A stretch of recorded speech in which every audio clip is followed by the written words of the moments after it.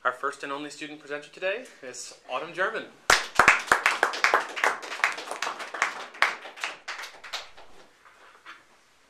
Hello, my name is Autumn German, and today I will be presenting an excerpt from the book Politically Correct Bedtime Stories by James Finn Garner. There once was a young person named Red Riding Hood who lived with her mother on the edge of a large wood.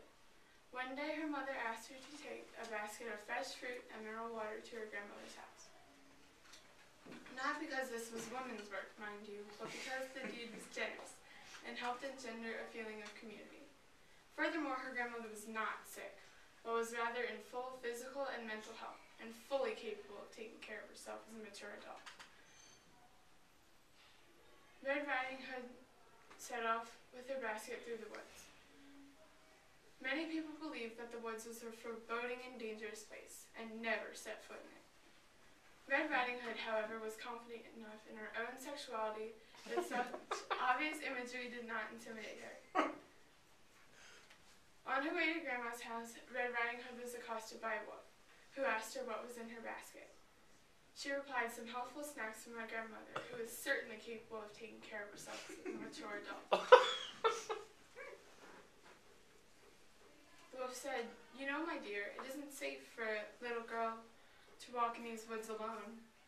Red Riding Hood said, "I find your sexist remark offensive in the extreme, but I will ignore it because of your traditional status as an outcast from society,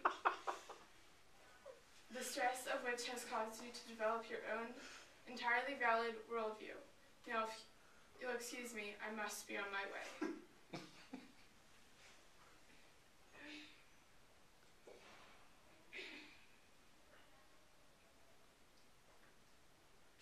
Red Riding Hood walked along the main path, but his status outside society freed him from slavish adherence to linear, Western-style thought. The wolf knew a quicker route to Grandma's house. He burst into the house, ate Grandma, an entirely valid course of action for a carnivore such as himself. Then, unhampered by rigid, traditionalist notions of what was masculine or feminine, the wolf put on Grandma's nightclothes and crawled into bed. Red Riding Hood entered the cottage. "Come closer, my dear, so that I might see you."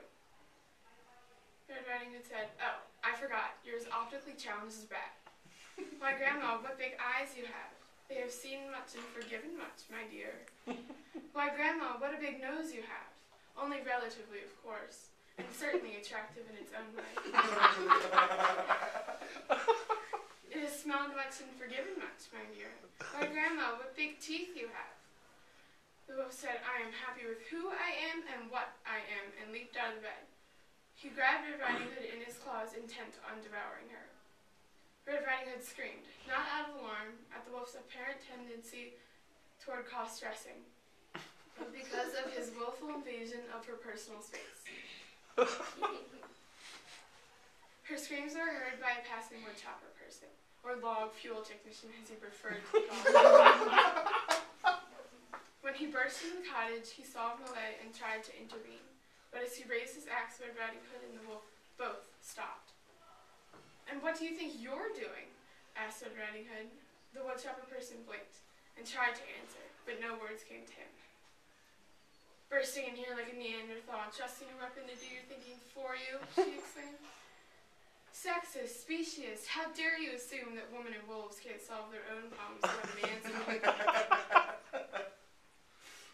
After she heard Red Riding Hood's impassioned speech, Grandma jumped out of the wolf's mouth, seized the woodchopper person's axe, and cut his head off.